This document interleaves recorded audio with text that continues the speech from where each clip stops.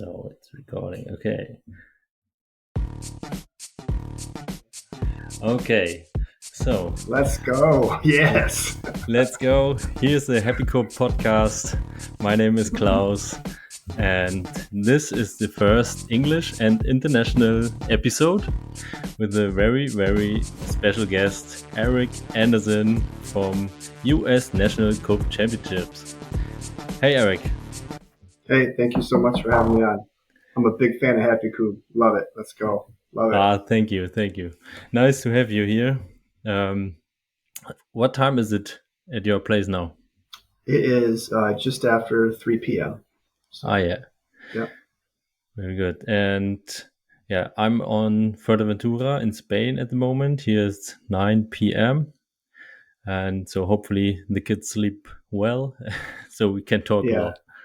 absolutely. Absolutely. My first question always is, when did you play Kubb last? The last time I The played, last time, yeah. yep, that was on Sunday. I played in the Eau Claire Kubb League. So my team isn't playing this year in the Winter League. We're taking the winter off because we're busy with some other things. But my friend and neighbor, Pat, wanted me to play with his team. They needed somebody to fill in for them. So I played at the Eau Claire Kubb League, and we play in a dome that has 3 sand volleyball courts. So there are 22 teams in the Winter League. So we played winter and sand. You know about that. You know about Sand Kubb. Yeah, I know it. Yeah. But not so much about the Winter Kubb. And I think there's a lot of Winter Kubb now in the US. Yeah, we had a big tournament this past weekend in Minneapolis. 64 teams. I think that might have been minimum of 3 people on a team, and that's outside.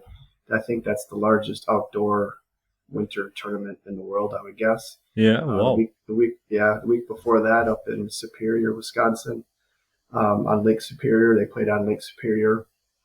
I forgot how many teams they had for that, maybe 15 or 20. And then this next weekend, down by Milwaukee, there's a tournament, an outdoor tournament on a pond down there as well. So I think it's 3 weeks in a row in Wisconsin and Minnesota. There's outdoor tournaments. Yeah, very great. So it's not such as an off season anymore. No.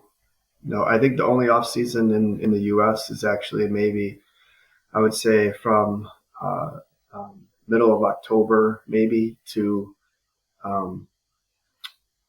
early February. But then there's some leagues, like Eau Claire has a league, and Minneapolis, St. Paul has a league, and I think there's a couple other leagues as well. So there's some other things happening.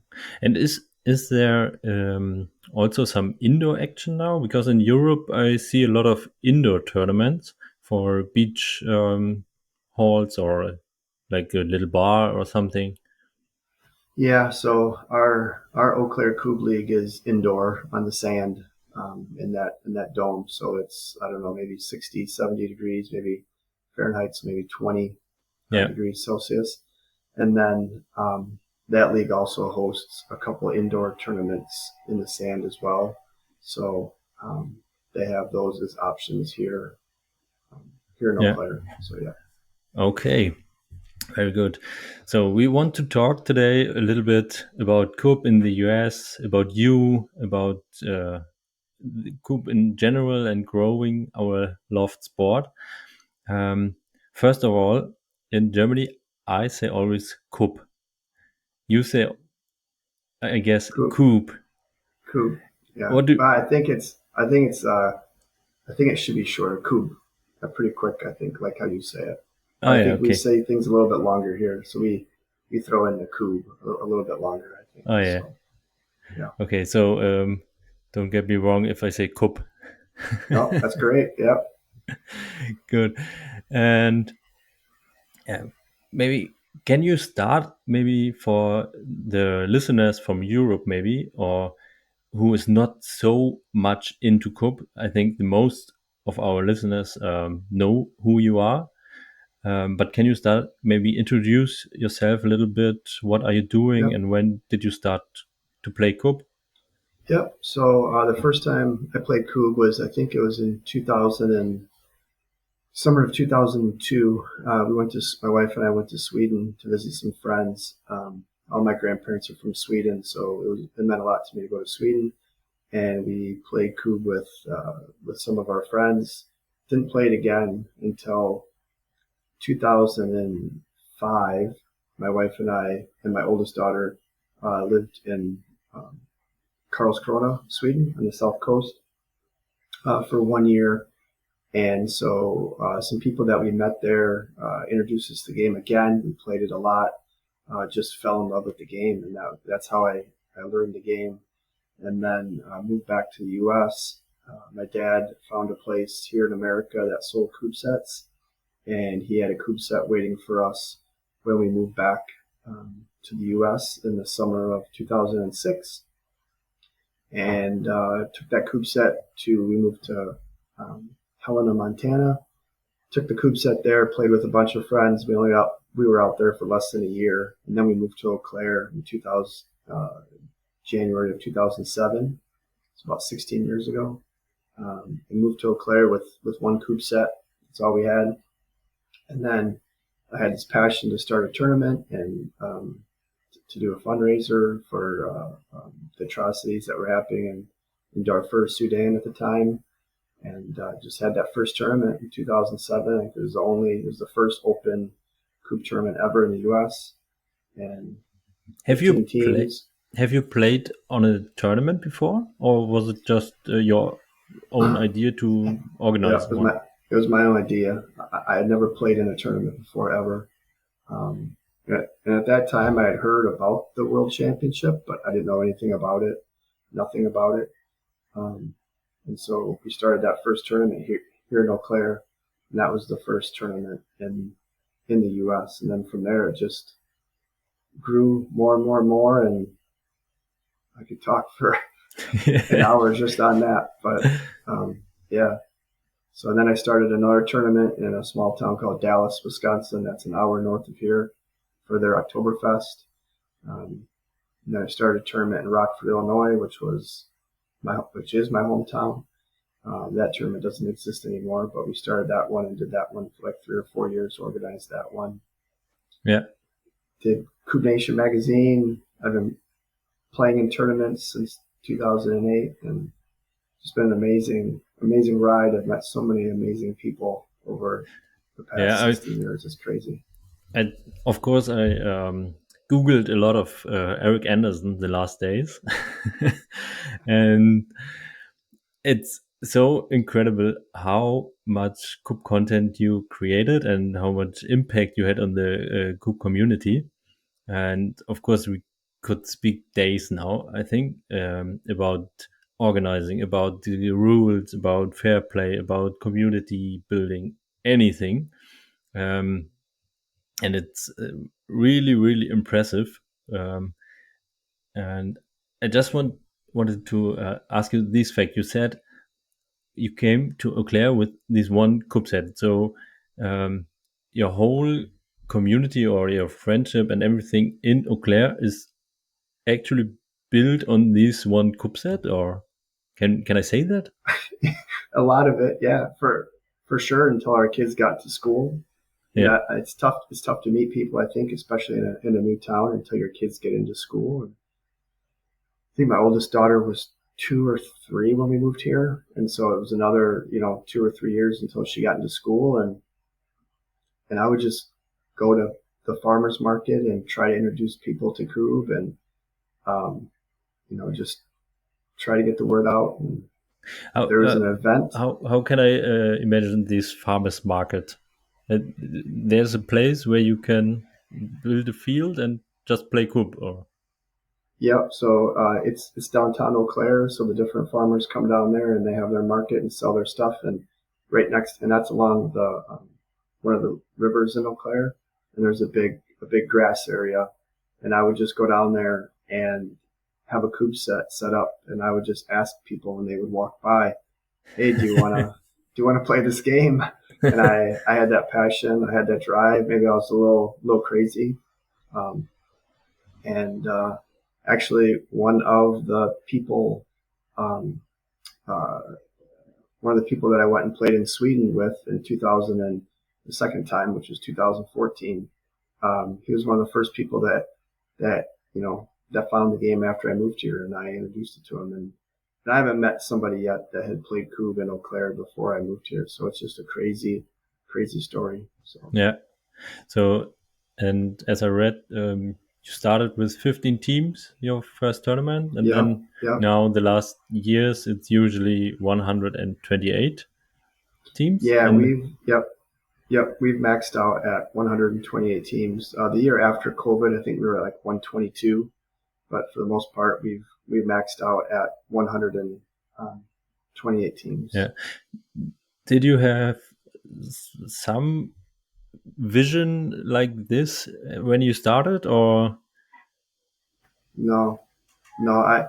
The first tournament we had, like I had a couple three sets, and then the people that came had a couple sets. The sets weren't all the same; they were all different, and I didn't really have a vision. But then everybody had a great time, and I was like, we have to do this again next year, and it yeah, doubled in size, and that's when I started learning a little bit more about the World Championship. I think there was maybe another tournament in Europe at that time that was happening that I was able to see on the internet.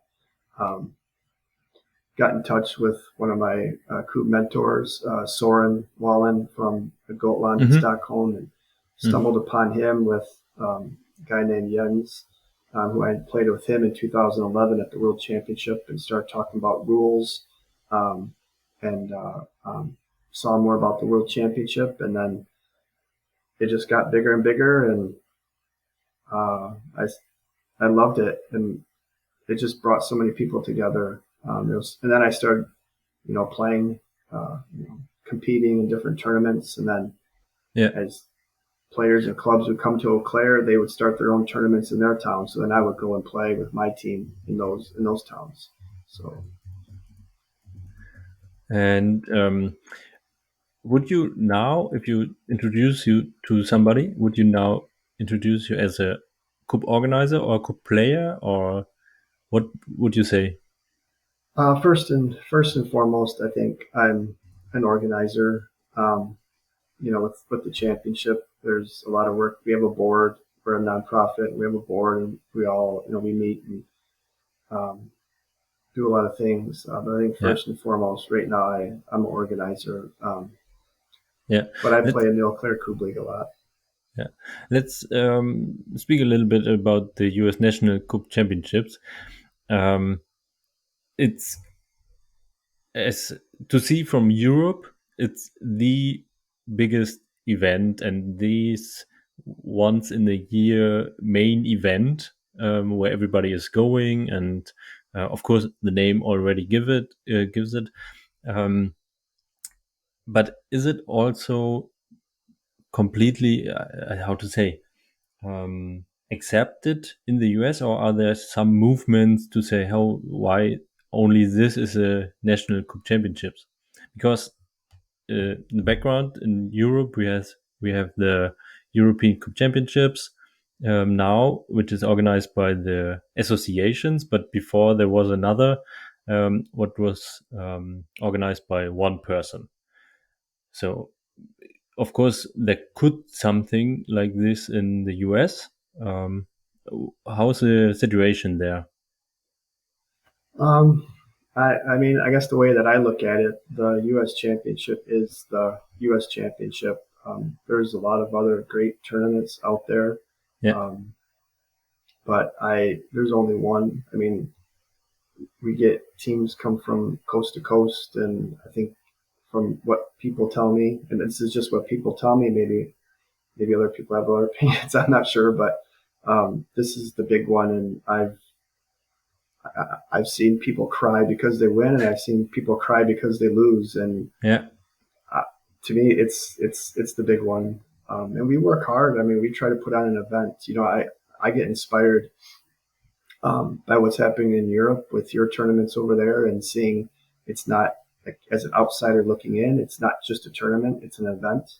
And I think the the new European Championship Yeah. does just that. It's just like it's an event, and I see these tournaments in Switzerland and Germany and Belgium, and it's like a big party. Um, and what we've wanted to do is we've always wanted to create an event that is open for all levels of players, and we have different brackets. As teams play in the playoffs and lose, they go down to a different bracket. And, Yeah.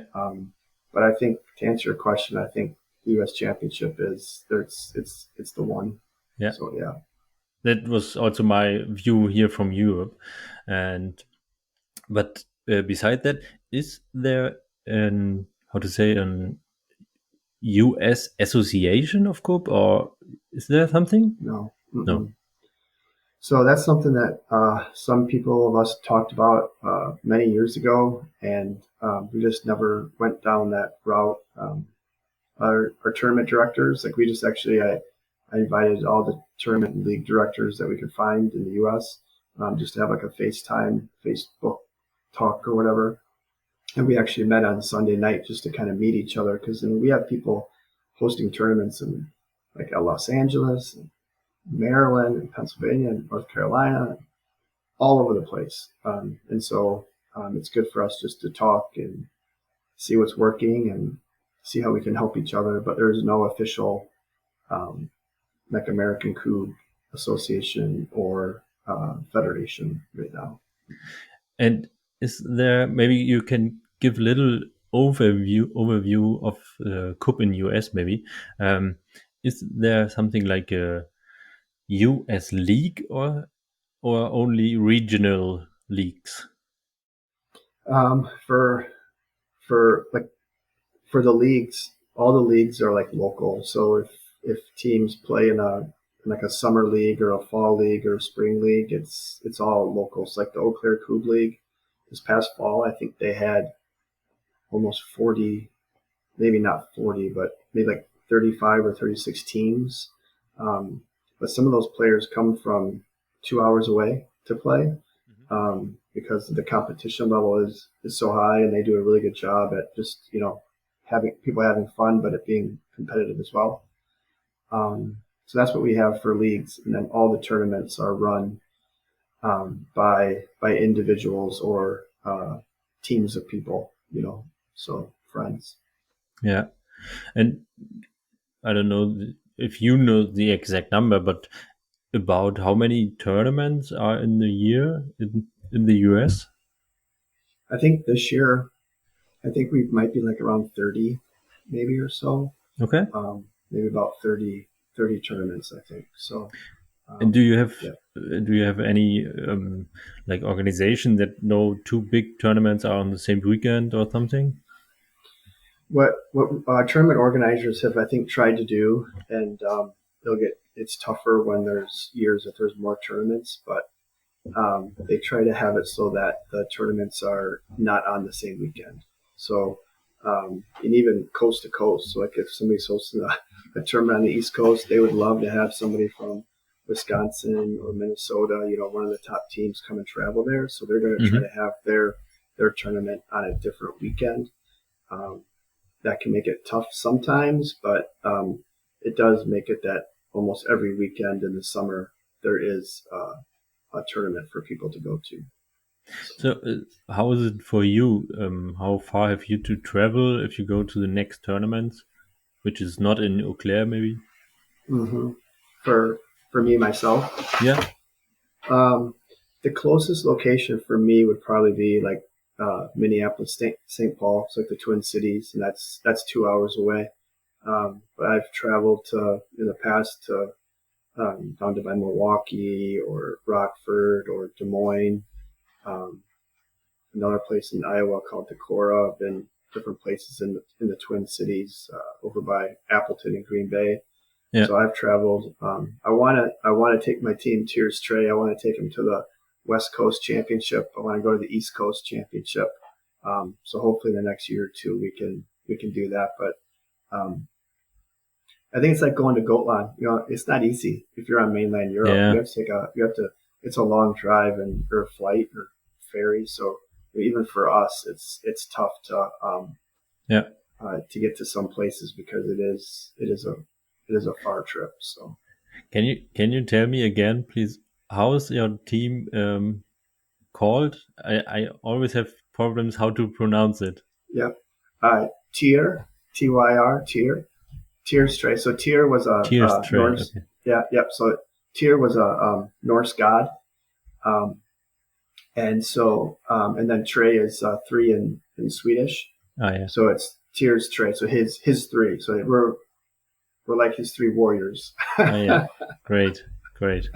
Yeah. So, and how much do you play at the moment, or for the next year? How much do you plan? Right now, I'm not playing much at all. I've been busy, right, both with my family and my daughters play volleyball in the winter, and it's just time. Yeah. And I think sometimes it's good for me to take kind of a little break too Yeah. from it. But this spring, our team will play in the spring Kubb League here in Eau Claire. We'll play in the pre championship, so that's 2 weeks before the U.S. championship. Are they there? Are you playing Hmm? at the pre? You are playing Yeah, at the pre because I championship. read you never will play at the US Nutties. No, So too much work. Maybe yeah, someday if somebody takes over the operations for that day, I might be able to play. But yeah. You should speak with Christoph Fischer uh, because he already mentioned or managed it to play at the KCUA did he? Cup Okay, now yeah, yeah, at the 10 years anniversary. So yeah, maybe he can have some tips for you. for sure. No, I should talk to him about that. I Yeah, just for now for us we have Kid Kubb on Friday and we do that. And then yeah, it's all day Saturday, and then Sunday is and then yeah. on Sunday I'm a ref, so there's a lot going on, Yeah, but maybe can you give us just a small overview again of the U.S. National Kubb Championships? What is the schedule and who's the team? Because I read the first tournaments you did everything like alone, even at the yep, barbecue. yeah, And yeah, who's the team now? yep. So I take the whole week off of work, so it's the whole week. So there's all the things that you do, Monday through Wednesday. Thursday morning we go out there and we spray paint the six corners for the pitch, the four corners in the mid pitch, and then on Friday we have Kid Kubb, so that's open to all kids that are going into eighth grade and younger. So that's like I think about 13 here. Hmm. So we have that, and then usually teams start showing up and they're out there practicing or playing. In the past, we had a Chaska Kubb hosted a 1v1 tournament, so we had that a couple of years. But now it's just kind of a big party out there. They come out there and they mow the grass again on Friday night, and then Saturday all 128 teams play in groups of four. So you play a round robin in your group of four. And we have, I think, hour and 10 or hour 15-minute time limits, so best out of three. And then all the teams play in the same playoff bracket, so that's 128 teams.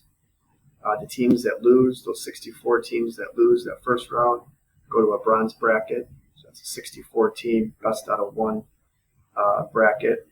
Whoever top four teams on that stand on the podium, get medals, get Hmm. the team a fun Hmm. bag.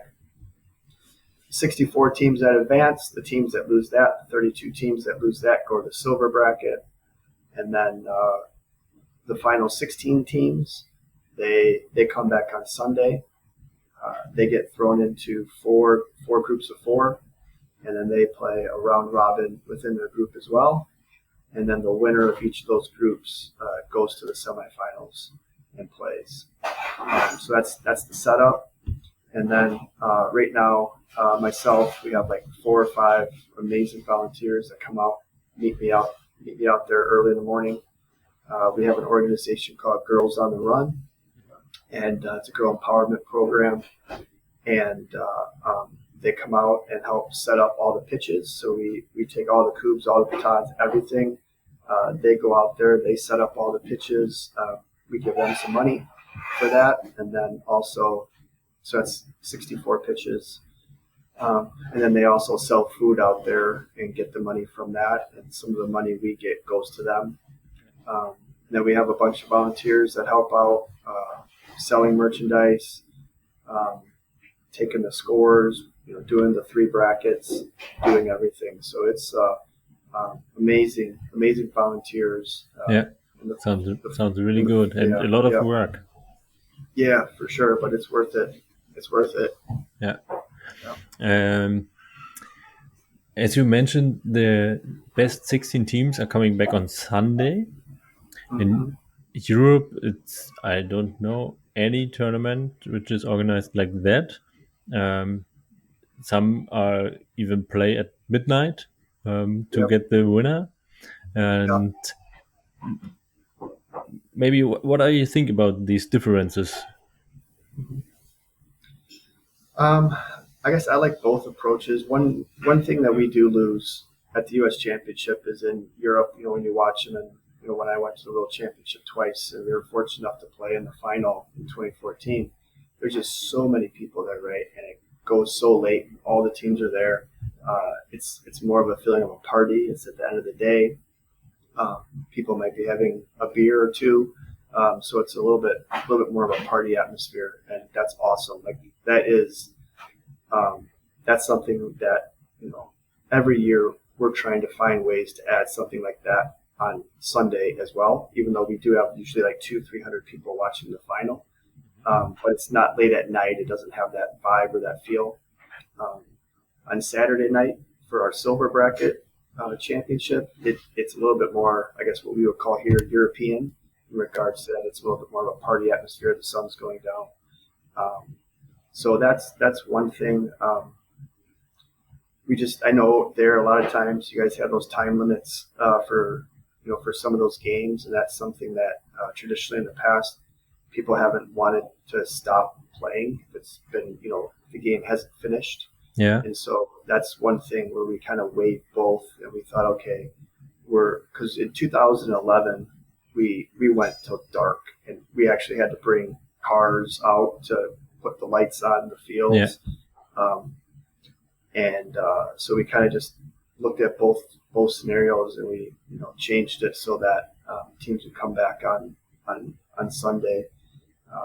And now we have it set up where if you come back on Sunday, you're guaranteed at least 3 matches, best out of 3, against some of the top teams, not just in the country, but the world.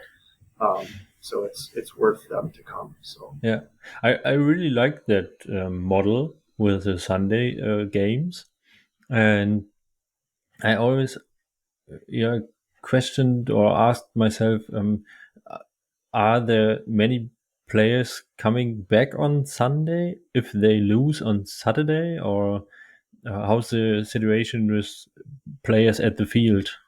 Yeah, that's a good question. I think we all want more people to come, right? We all want more players to come and stay. Let's say it's a final in Europe and it's late. You don't want people to leave. You want them to stay, and you want people from the public to come just to watch, because if they come and watch it, they're going to fall in love with it, like you have, like I have. So we try to promote it in regards to it starts at 8. Mm-hmm. There's not many people out there to watch as spectators at 8, but they might show up at like 9 or 10 and then just start watching, or if they have some friends playing. Usually about half the teams are maybe from Eau Claire, so their friends can come and watch easily to watch that as well. So that's something that our board talks about as well. It's like, how do we get more people out there? Do we need to have a raffle? Do we need to find something to entice people to come out? Or do we just let it happen, more organically and just see if people come out or not? But that's what, and then we have it start early, because we know people have a long drive at the end of the day home if they're not from Eau Claire. So we started at 8, which we realize is a little bit early, but traditionally that's what the players have wanted. So. Yeah, and of course, if you want to win or play at the best 16, you nevertheless have to book your flight for Sunday evening or Monday. Yes, So or Monday, exactly. Right? Yeah, yeah, yeah, okay. Um, and I say, or as I read, you're playing with a group in the beginning on Saturday, right? yep, In yep. groups. Could you imagine to change this system to the Swiss model, the Schoch, what is very popular now in Europe? Yeah. No, I don't think so. I think with there's nothing wrong with that. And most tournaments here in the U.S. Use that system as well now. So, Yeah, but with 128 teams, um, with 64 pitches going at one time, um, trying to have people understand what pitch they're going to go to and move to, I just think it would be. Um, I think the way that we have it set up is kind of how it will probably go in the future. But yeah, I mean, I've played in that system a ton, and it's fun. I have nothing against it, but um, this also allows, and with that system too, I think the intent is to play against people that are similar skill level as you. yeah, Um, but with 128 teams, with it being random, you might be the best team in the country, and you might play 6 rounds, and you might not be playing against anybody that's even close to you yeah, in that way too. So it's a wide spectrum of skill and talent. So yeah, um, and the thing that we like too is that um, we we hear a lot of stories from people that are new to the game or new to the championship, and maybe you and I think that these people don't want to play against a national champion, or they don't want hmm, to play against somebody that's really, really good. But what we have found is that they enjoy that. They go to their friends and they say that, yeah, and they find out that that person is actually really nice and helps them with the game and introduces them to some secrets or some tips. yeah, And we hear that story all the time. So um, we like that meshing of teams as well. So yeah. I always like if there's still a mix of these tournament systems, and it's great that not everybody is changing to this Schoch or Swiss model. Yeah. So maybe about you and Kubb. Uh, can you maybe tell me what is your inspiration at the moment to organize this, or to keep going? Because of course you did so much, and um, I think you said it once that now it's not related to your person, so it's the community is playing Kubb by itself, so it's growing and growing. And um, what is your motivation to keep going? yeah, I guess as an organizer, um, I don't. I think I just enjoy it. I Yeah, love it. It is a lot of work, but with the team that we have and our board and our volunteers, it's become a lot more manageable. Like I'm tired when it's over. Don't get me wrong. Like yeah, it's awful. It's just a grind, But at the same time, just seeing all those people out there, I get to see all the people. I just love the game. Back in the early years, like I would apologize or kind of make fun of myself for loving the game. I'm like, well.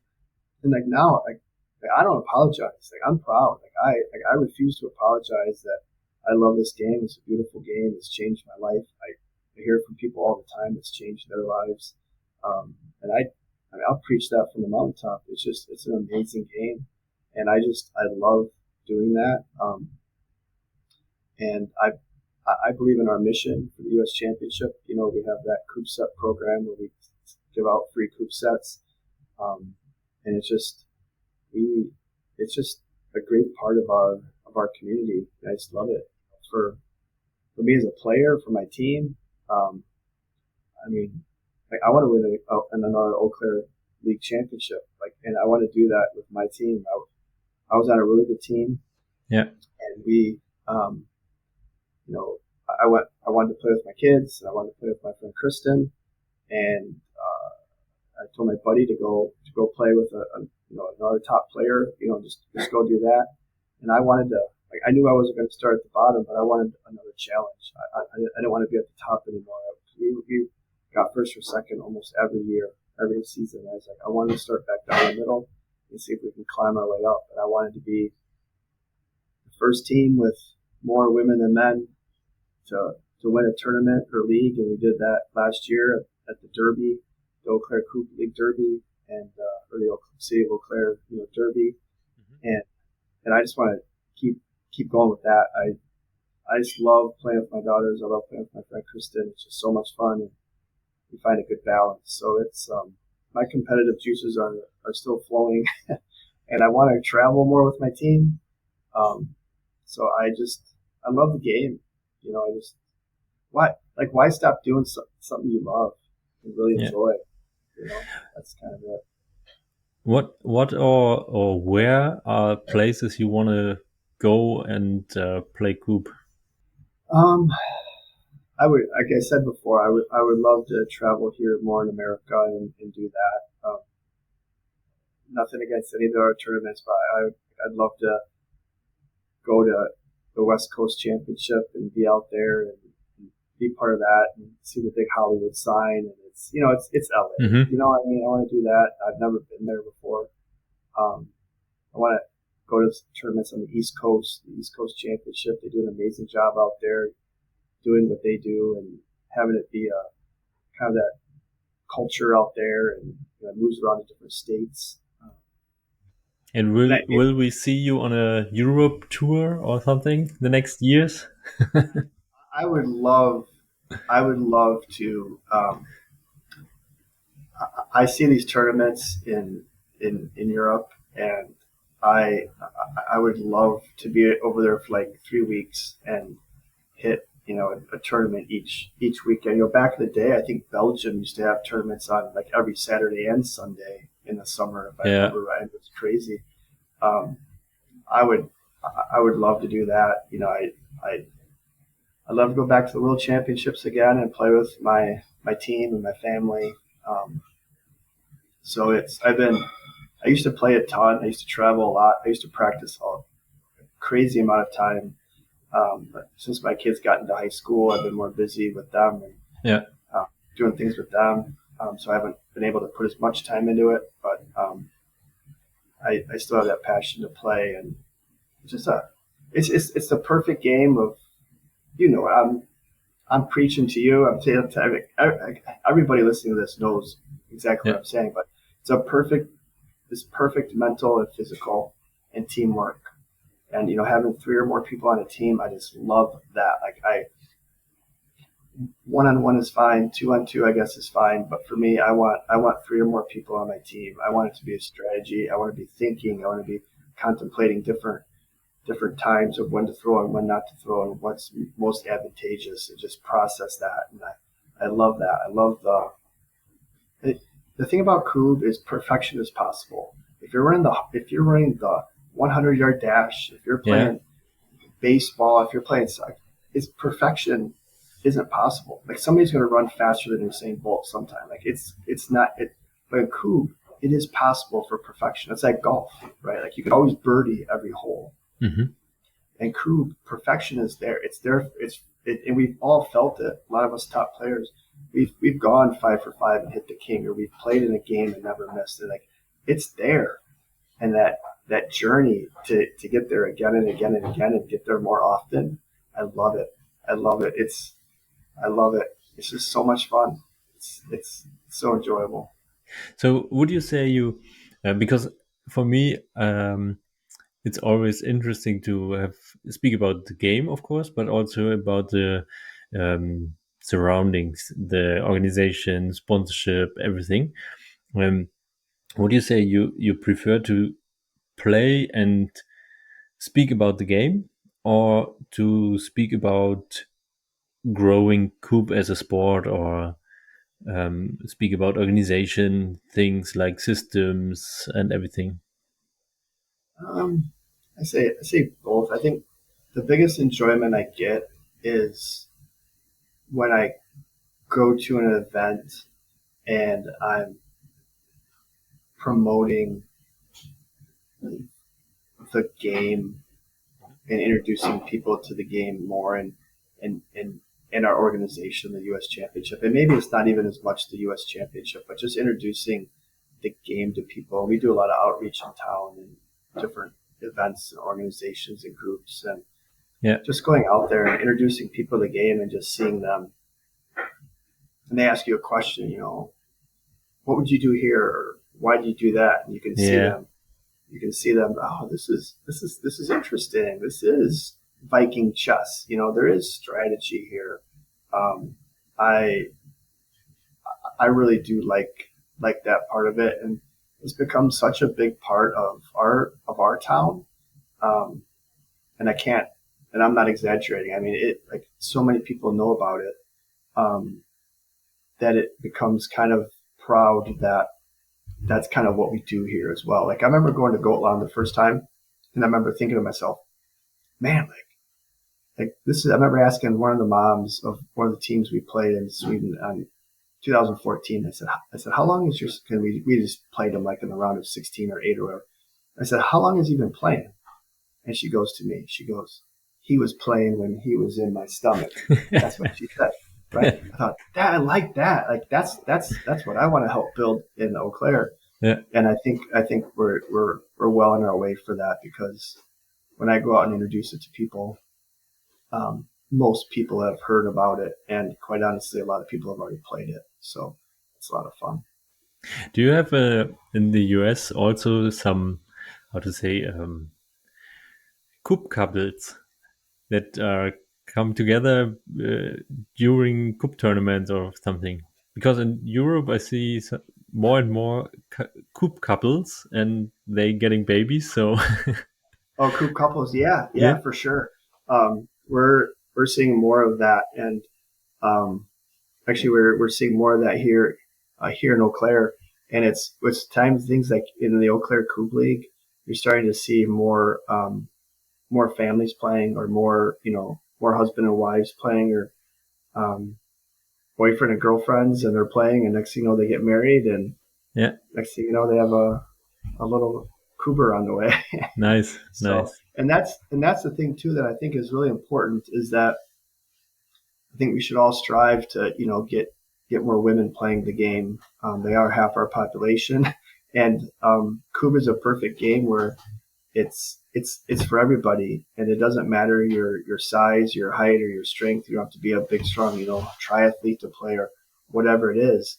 Yeah, The game is for everybody, and I think as you get to a certain threshold into a tournament or a league where there's a certain number of women playing, then more and more women will feel comfortable in that environment.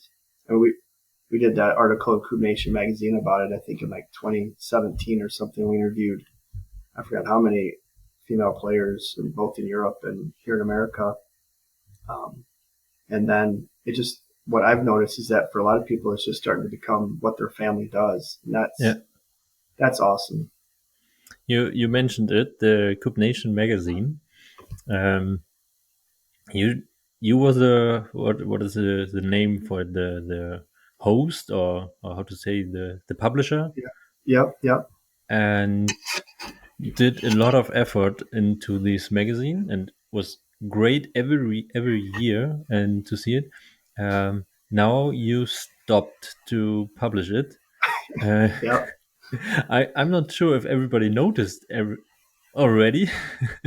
Yeah. But can you tell me maybe again how or why you stopped it, or will it be republished someday? Or? Uh, I could see it being republished, maybe started up again in another couple, 3 years. What I found was that um, the internet, social media, Facebook, Instagram was allowing people to see what was out there. I would love, this is what I love about Happy Kubb, and I love about 2 or 3 other platforms that are out there. Is that we need more social media presence about Kubb on the internet. We do. I mean, if we want to grow the game, if we want to introduce more people to it, we have to do it. That's why big businesses do it, right? I mean, if it's good enough for whatever big business, then it should be good enough for us. So my thought was, I knew a lot of people read it. I knew it added value. I knew that every year I would find two or three just crazy things that nobody knew about, like that tournament way up in northern Sweden that had like a couple hundred teams. I mean, it's just, or, you know, I, wanted to get in touch with the people in Japan and in Spain and all Yeah, these places and just learn these things. Um, but I felt like social media was kind of replacing it a little bit. And I think I was wrong, actually, to be honest with you. I think, um, I feel like maybe it was going to get replaced by a couple other platforms and with social media. And I don't see that happening. So, um, I can see it coming back. I'd like to yeah. see more people put more I stuff out there for their own teams. I really, understand what you're meaning, and but I also think the magazine was like this was a little bit for forever. Social media is fast, and it's like you forgot what happening the last 3 months ago, Right. and the magazine I can find now. I can read the articles again. I can start from zero again, or somebody who is new can read all Hmm. the magazines and is probably not searching all the Facebook posts of Kubbon or Kubb Media or Happy Kubb Yeah. maybe, and so I would love to see it again because it was That's a really good good. point.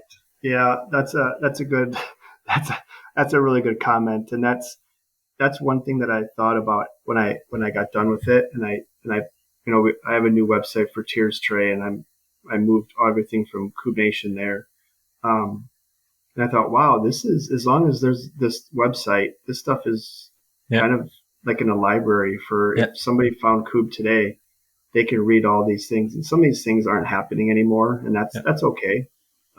But that's absolutely. a really good point. So maybe you've talked me into doing it again next year. um, when we speak about it, did you? Because sometimes there were like sponsors or something in it. Did you earn any money with it, or how was it? Yeah, How like was the model of the Nation magazine? yeah. So in the beginning, I didn't really have any sponsors, right? Because nobody thought it would be, whatever. I don't. Maybe the first year there was a couple ads in there, Yeah, and then tournaments would put an ad in there for, I don't know how much it was, just to kind of make my time worthwhile. And then I would get a couple Coop set yeah, sponsors, like JP's Backyard Games. He would be in there, and um, my hope, my actually my thought was that Coop was actually going to probably grow more than it actually hmm has. hmm You think of the exponential growth that occurred here in the first 5 or 6 years. I would have thought that Coop would have been more tournaments, bigger tournaments than it is now, yeah, which makes me think it's not as easy to do what to host a tournament and do these things that we have done. But then at the end, it was tough to get sponsors, and you make a little bit of money, but the time involved in putting into it was kind of a there was a lot of time. Like when I did the yeah, player cards, we have the player cards. That took a lot of time. That was the first time I did it. I had it so it was backwards, right? So like this person's card was here, and hmm I accidentally had the back of somebody else's card behind him, right? So I had to move them around, and that you know, I had to find all this information about people behind their back. I was contacting their wives or their kids or whatever it was to get this information. Um, crazy. Yeah, but at the same time, it was so much fun. I mean, I had so much fun learning about people playing Kub on a train with Kub sets that were made in the 3D machines, and you could go on and on about all these random things and the interviews. I love, like, yeah. I I love asking people questions. I love trying to learn more about the game or what people's different thoughts are. In those interviews, What sometimes I go back and I read them, and I just love it. What was your how to say craziest or funniest place where you played Coop? Hmm. Like I, for Yeah, my own example, I often when we travel have one button. Or how do you say button? the time. Uh, Yep. One button and the king. Yeah. to the travel, so I can just have a travel throw at the king, maybe Right. Right. as we did, for example, um,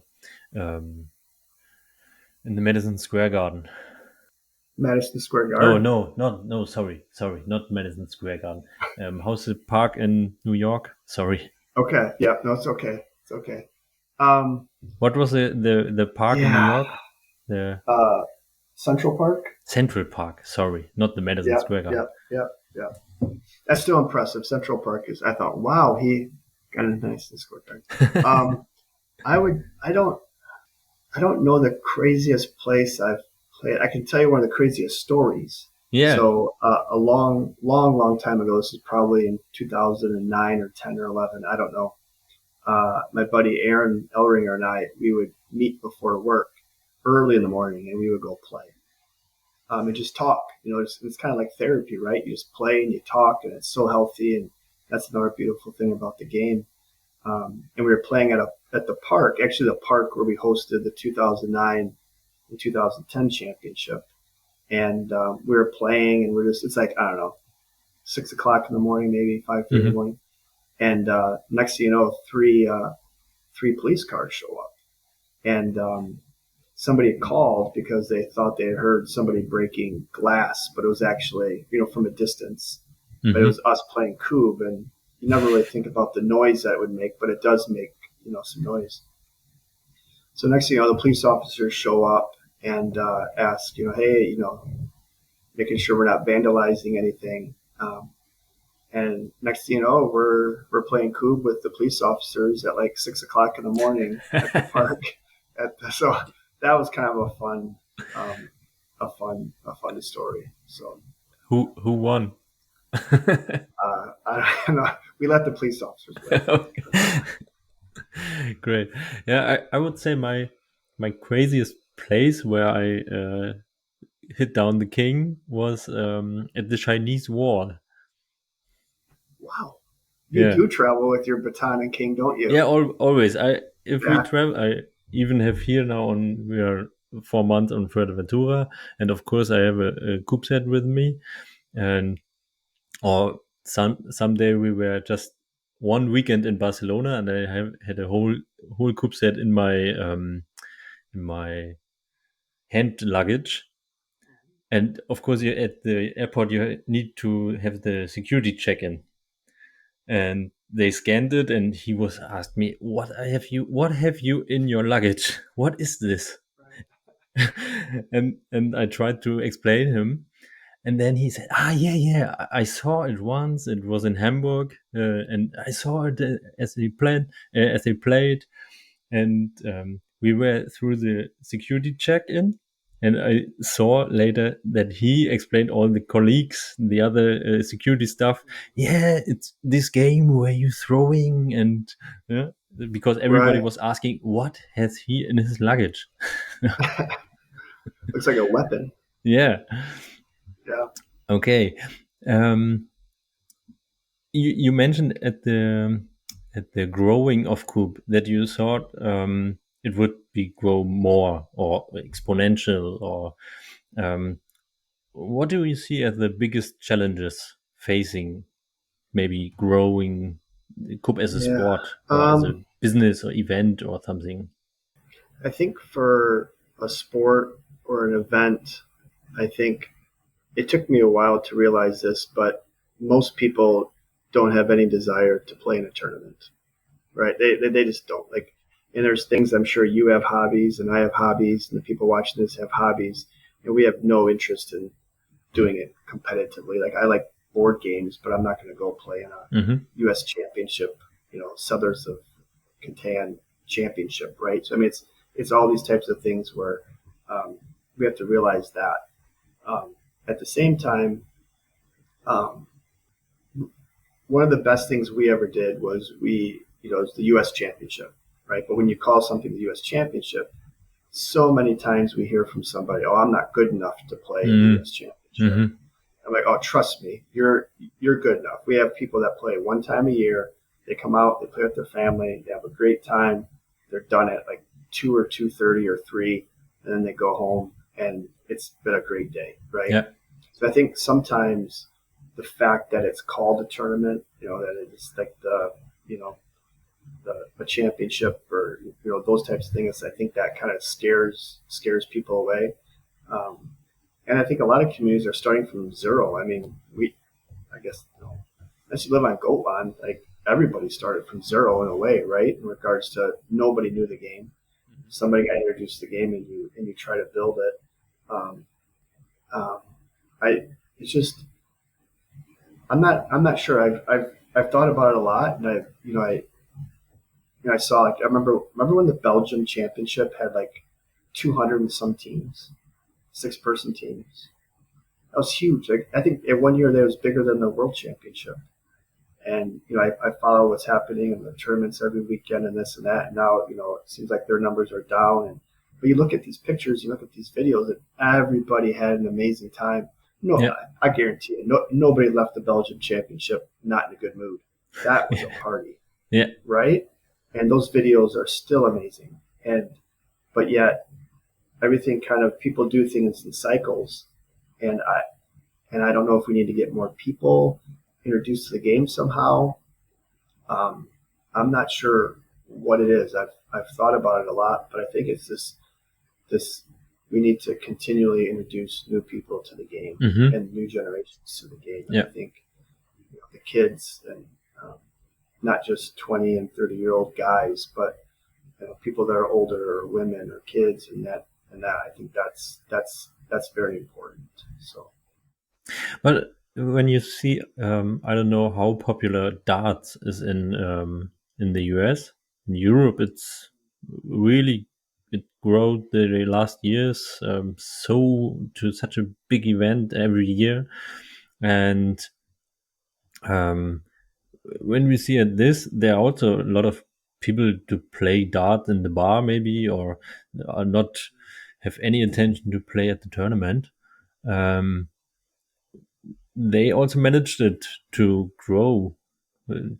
What can we learn from them? I don't know. And I'll be honest. I've thought about this a lot. And again, I remember one of my first thoughts of when we moved here and we were trying to start it up, and I tried to get sponsors and this and that, and people have no idea what it was. But if I would have said I want to host a boomerang tournament, What is everybody a knows boom? what boomerang is. No. Boomerang is when you throw it and it comes back. Ah, yeah, Is of that? course. Okay, the Yep. typical boomerang. Okay. Yep. So, like, people know what a boomerang is. Yeah. Like, people know what darts are. People know what pool is. People knows what these things are. And Yeah. it's still that kind of, and it looks, Kubb looks more challenging and difficult to understand than it really is. Yeah. You can teach somebody how to play in 10 minutes. It's just Yeah. sometimes in their mind, they think, I'm not going to be able to understand this. Um, and Kubb isn't set up to play in a bar, or um, it's tough.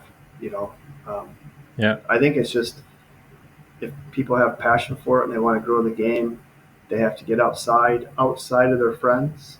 They have to find ways to get outside of their group, and they have to try to find ways to introduce it to more Yeah. people. And they have to volunteer their time. They have to hustle. They have to grind. They have to go out and really try to do it. And so many people, and I'm sure it's the same way in Europe, maybe in some of these places, but in Eau Claire, in the U.S., a lot of times I think in the past people have given up because they didn't get close, or like after 2 or 3 years of a tournament or something, maybe they still only had like 12 teams or 14 teams, and they compare themselves with the bigger tournaments. And we have to realize that if you have a 20-team tournament, or a 25-team tournament, or 15-team tournament, or if it's year 2 for you and you have 12 teams, that's still okay. Like, that's going to happen because you're starting from zero. Um, and so that's okay. But like, I'd be curious for you, because I don't get to talk to people, have conversations like this with people in Europe about European Kubb. But like, for you, like, what do you think has happened in regards to Kubb tournaments or size. Like, we think about like Belgium or Switzerland or some of these countries. Like, to me, when I look at it, like, it seems like some of these countries there's fewer tournaments now. Yeah. Why is that? Do you think? Yeah. I also think it's as you said. How did you call it? They like a cycles or a lifetime cycle, and um, in some regions or countries, Kubb has already um, yeah, like a little limit, and the whole or the first wave is over now. And if there's not the new generation growing the sport again, or keep going, so it's falling down. I can remember in Rostock in Germany, it's called that it came from Sweden over with a ferry to Rostock and then to most of Europe. And there was like the first wave of Kubb in the beginning of 2000, 2003, 4, something like that. What was not my time. I started to play in 2012. And after that, I think it was also a little bit down. And now it's growing again because of these associations, of the more clubs and everything. Um, I don't know why exactly, but it's growing again in Europe. And I think this structured way and this united way to build it now is helping, but it's helping in the sport way, not in the overall way that everybody is playing and knowing what is Kubb. But for the competitive and for the tournaments, it's really good. I'm not sure if that is the way for a long term to grow the sport, but at the moment it feels good to grow the tournaments, have better quality, better how to say, work together between the countries. Right, right. Yeah, One thing that we're blown away with here is you guys have like almost 200 people signed up for the singles tournament at the European Championship. yeah. Like In that's amazing. I think in 1 or 2 hours. That is crazy. That is awesome. Yeah. So So do you think and I hope it's okay if I ask you a question, but or yeah, two, I guess now, but do you, for some people have signed up, and let's just be honest, they're not like the best coup player, but they still want to play in that singles tournament. What is are they just want to be a part of that party, right? yeah. So you go anyway because you play in the team tournament. Yeah, So of course you don't want to sit around the day before. And why not trying to play against the best, and also have this party? You said it. Um, you want to learn, you want to improve, you want to take part in these big events, and maybe challenging or facing the last year's champion, yeah. or even just get um, a big lose against him, but learn something maybe. Hmm. And yeah, I don't know why it's so popular, but for me, it's the same. I don't have a fixed team. I'm like, how to say, I'm a free agent, Yeah, free agent. Yep, yep. uh, and I usually just signing for the single tournament first, and then looking who's else in, and search for for a team. Okay. So Yep, yep. No, I just that I think one of the best things that has happened to Coop in the past 5 or 6 years is that formation of the European Kubb Championship and seeing the innovation and the technology that they're using to do things. I I love it and it inspires me. I see those things and I'm like, why can't we be doing something more here.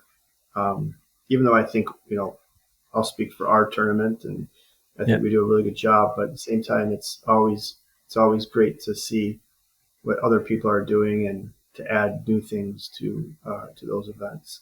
So yeah. I think it's awesome. And I going to think Stockholm this year, that's awesome.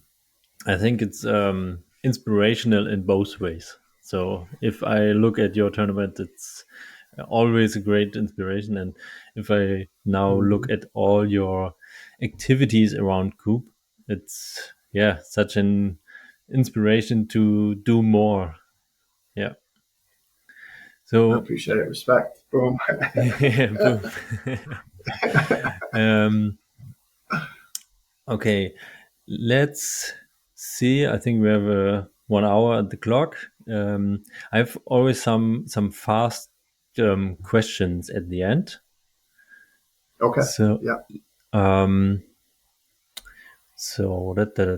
first of all, can you imagine to play the sure shot at the U.S. National Kubb Championships? Do you know what the sure No. shot is yet? Oh yeah. Yeah. Yeah. We Yeah, actually used it at a tournament here about 5 or 6 years ago for 2 years. But I don't see it coming to the U.S. Championship. No. yeah. Or in U.S. in general, some tournaments. Uh, I could see a tournament doing it for fun, just to be different, and I think that'd Mhm. be cool. But yeah, that's just a Switzerland thing, right? Is that Yeah, and I'm playing at Ahoy Beach Cup also, but yeah, it's Switzerland okay? typical. Okay. Yep. Yep.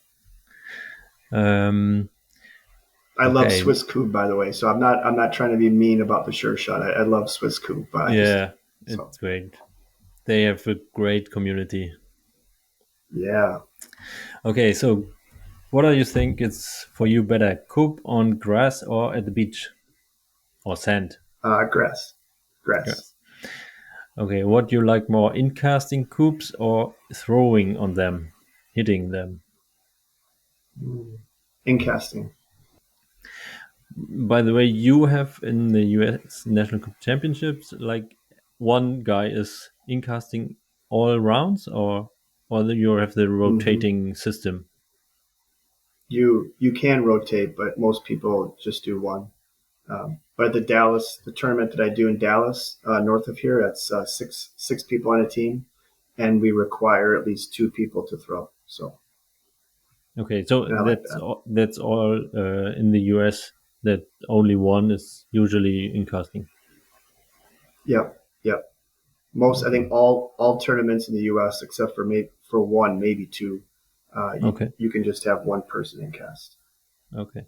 Now I think in Europe it's like typical to have a rotating system that everybody has to incast sometimes. Hmm. Okay, you already said it, but say it again. Single player or team player? Oh, big teams. I love big Yeah, teams. 3, 4, 5, 6. Let's go. Let's go, Klaus. Let's do this. yeah. One day we need. Okay, don't with a sure shot, but maybe with a golden throw, like the last golden throw that you have only one throw at the king. Doesn't matter how much buttons you have left. Is that an option? Uh, Not at the U.S. Championship, but I would love to see that at a tournament here in America. I think that would be fun just to try it for sure. Yeah. Okay. Um, in a tight game, focus or trash talk. Focus, focus, focus. And if your opponent is having trash talk, what does that make to you, or Uh, is it in the US typical that somebody is doing a little bit trash talk or nervous trash uh, talk or I would say not really. If you're playing for fun, I think there's a lot of trash talk, at least in Eau Claire. hmm Like hmm people are talking all the time. But if you're playing in the league or you're playing competitively, there's very little, if any. Sometimes the team, like if it's on Sunday at the U.S. Championship, Mm-hmm. the teams aren't really talking to each other at all. And if So you play in your own team, how's it there?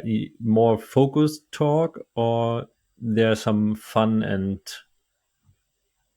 talk, trash talk, to have the yeah, vibe a little bit relaxed? for my team, Hmm? yeah, Yeah. for my team, I would say that's the one thing I love about big teams is because everybody needs something different, and so like I'm kind of the captain of my team, so I know one of my players might need this, and one of my other players might need that. One might need a little bit of a joke or for me to make fun of myself, and the other one I might have to say, "Let's freaking go! Like, let's do this!" So that's the part I love about it is that you can't. Um, my stepdad gave me some great advice one time. He goes, "You can't parent each kid the same way." Right. And Mm-hmm. I fought that for both my daughters. I'm like, no, I have to parent my youngest daughter just like I parented my older daughter. Nope. It took me Nope. a long time, but I realized it's not the case. And teammates are the same way. Yeah. You can't be the same type of teammate to all your teammates because each teammate needs something different to perform at his or her top level. So I would say it depends, and that's why I love big teams because that's so much complexity into it. Yes. So that's I would say it depends on the situation and what teammate I'm interacting with. Yeah. That's a big learning here.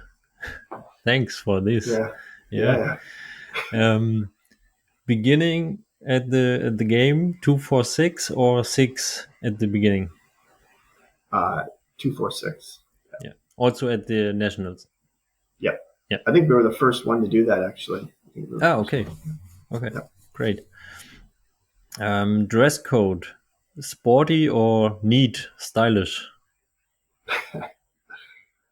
I'm going to say sporty, I guess, but I remember seeing it was in New Zealand or Australia. I think we did it in the Kubbnation Magazine, and it was this tournament, and everybody was all dressed up in Yes. ties and everything. And I thought it would be fun to have a Kubb party Yeah. where you It's had to in New dress kind of Zealand. formal. Yeah. New Zealand, yeah. I was like, I would like that. That would be fun. Yeah. So, Barefoot or shoes? uh, I love barefoot, but I have to wear shoes. I can remember that you played like a little bit soccer outfit, right? In Goatland? I had well, not me. A couple of the teammates did. So Eric and Sorry. Cole, yeah, Yeah. they had their shoes on, their spikes, and everything. So that's kind of their team here in America. Yeah. That's what they wear. So Okay. but yeah, Yeah. During the play, beer or water? it used to be beer, but now if I'm playing competitive, it's water and quite honestly, I'm seeing more teams here in Eau Claire drinking water when they play, and then they'll have a beer after. So it's kind of changed a little bit. So for me right now, it's water. If I'm in my backyard at a party, then it's a beer. So Of course. And how is it at the nationals? It's kind of there's a lot of beer. Mm-hmm. But if you're a top team, I would guess the vast majority of the top teams aren't drinking anymore. You know what happened here? Quick story for you, right? Mm-hmm. So back in the early 2010s, it was more party, right, and everything. And then a young team, a high school team, they were probably like 16, 17 years old, Kubbsicles, and actually won the U.S. Championship again this year. But on Saturday night, they would go home, they would eat, pizza, and they would go to sleep and drink Gatorade. They were all athletes in high school. And so they would get to Sunday and they'd be pretty fresh. They'd be hydrated. I mean, a lot of the other teams were hurting from the night before. And I think what happened is a lot of people, and it wasn't like it was intentional that they weren't going out and party. They just were too young to go out and party. And I think some people realized, man, if we want to, be competitive, we can't show up in the morning, with a hangover or Yeah. dehydrated or not be in your prime form. So that kind of started changing it a little bit. And then over time, as people get more competitive, um, they're not drinking as much when they play. Yeah. So Yeah, I can imagine if you have the night between your games, mm-hmm. it's hard. Yeah, How is it for the silver bracket? They play their finals at the Saturday, right? yeah, Saturday night. Yep, Yeah. yep. And how is it there? Uh, those teams are probably drinking at least a little bit come that time. Yeah. And bronze bracket sometimes sometimes it's sometimes those games are very long, because they're in a tough spot. But silver bracket is kind of a once they get towards the end, I would say it's kind of a mix, Yeah. because like we have a nice trophy to give out for the silver bracket. And a lot of those teams that are playing for the silver bracket, they wanted to play on Sunday. They're really good teams. And then, if you're a local team and a team you're playing against is from out of town, it's you get kind of some pride. You don't want to lose either. So it's kind of a mix. So Yeah. Okay. So one or two last questions. When you now reflect on your Kubb history or your Kubb story, um, what topic did you not covered in Kubb yet? like for just in general or Yeah, yeah. today, Do you think there's some blind spot in? that's a good question. I I don't think so. I organized the championship. I played. I got a silver medal in Sweden at World Championships. I organize other tournaments. I've done these videos, these tips videos for people that have tips. I kind of work with a few people behind the scenes to help them out, just with stuff in regards to stuff to read and Yeah, books and stuff to think about and tips and stuff and the magazine. So if there's something else, um, I'll be very interested in seeing what it is. But right now, I think that might be everything. So I don't yeah. know. Okay. Um, and when you see now this your own history of Kubb, what or who impressed you the most? Um, as a player, one of my first, this is why perfection is possible, but it's Joachim Ekelöf, right? So unbelievable. Those videos of when, those videos are really old now, but, seeing that and then watching him in person when I went in 2011, I was like, wow, like it's possible. Like perfection is possible. And I just love the fact that he's still out there playing and grinding. That's an inspiration for Yeah, sure. Locally, Greg, he was just there at the World Championships this past year, and I honestly think he's the best player in America. And just seeing what he does, I find that very inspirational. And I know both of them have put in a ton of time, ton hmm, of practice, both physically and mentally. So those are two people that I really um, look at as being like just top level. And I'm sure there's others, but those are just two of that course. I've seen. Yeah, Um, yeah. and then yeah, Big shout out to Joachim. yeah, He last year he played at the European Kubb Championships and also very good again. He was mm-hmm. a second at the single and also in the final with the team. And after the Saturday main event, it was I think after midnight, and it was like a party. And Yeah, but we had to rebuild the arena right after the final was over. right. And he just, hey, how can I help you? And he Oh just yeah, put everything yeah, down, and it was so great.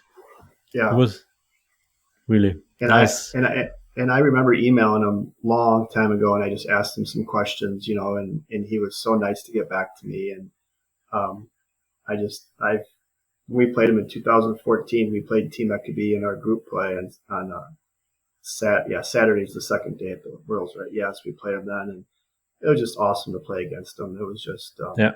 so much fun.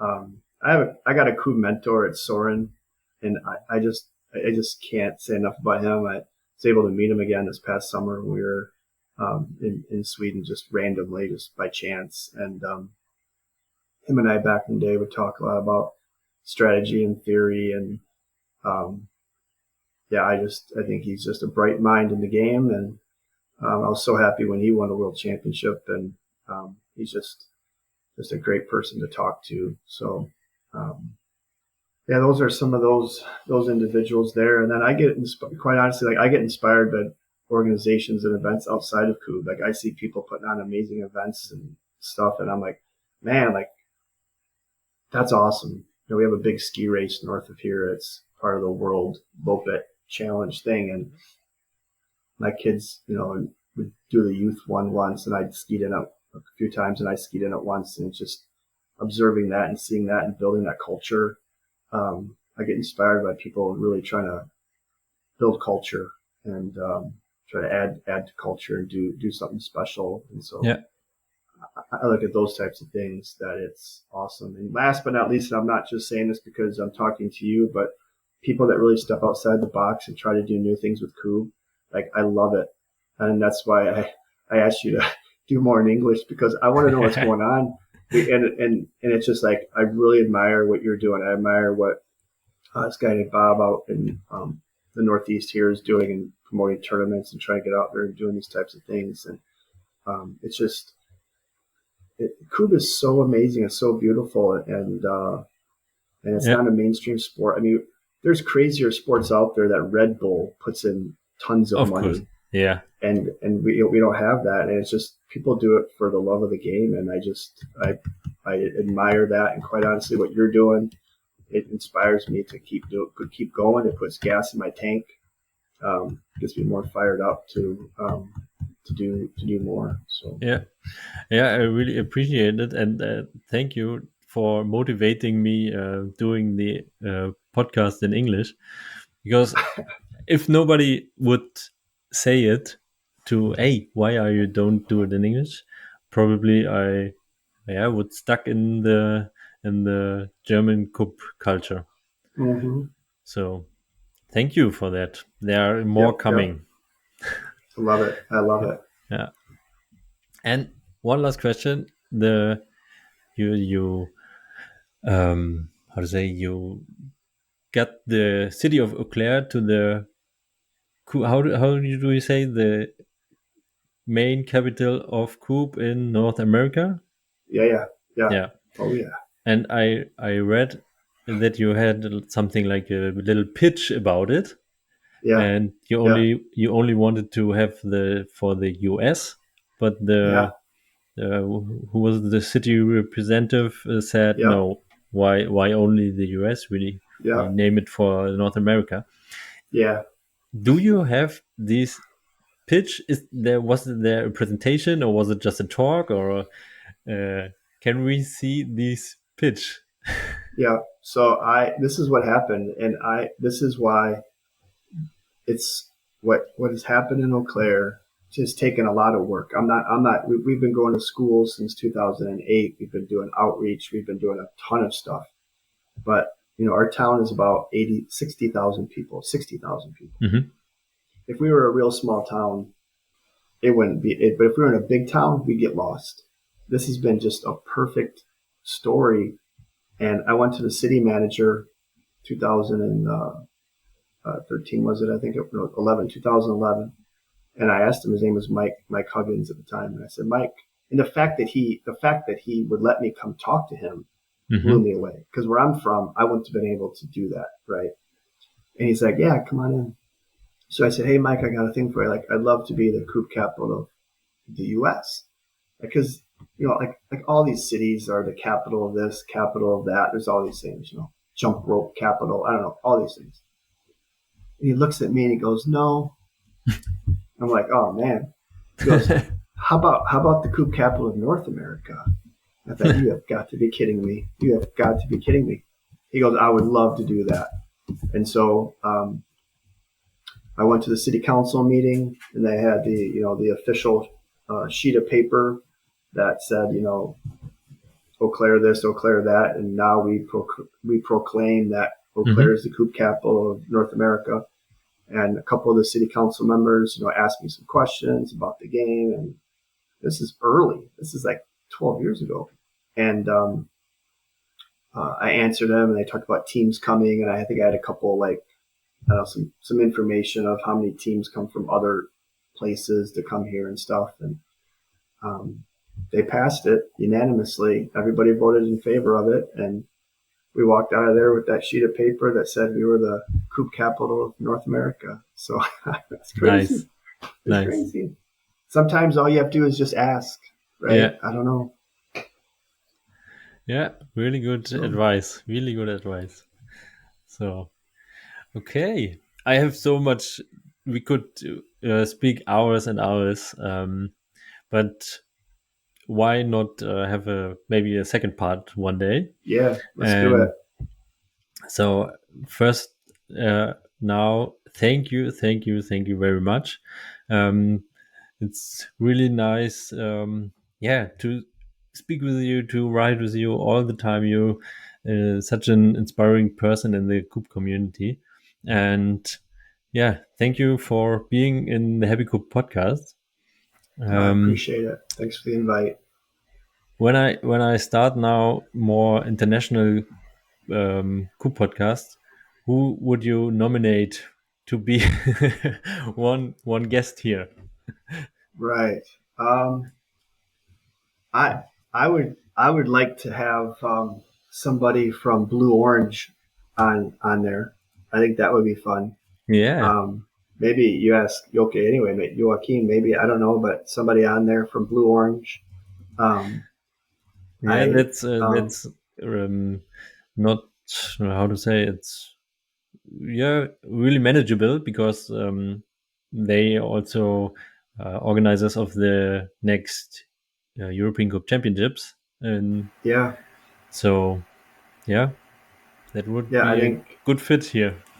Yeah, I think that would be a lot of fun. I would love to hear that. I'd love to. As a fan, I would love to hear somebody from. And I don't know if you do this in Germany or not, but I know in Belgium and Switzerland they have the season rankings. Yes, I'd love to get on from somebody from one of those countries to learn more about how they do that. I think that's awesome. I think I would love to have us do something like that. We used to do something like that here, but it's just too tough because we're such a big country.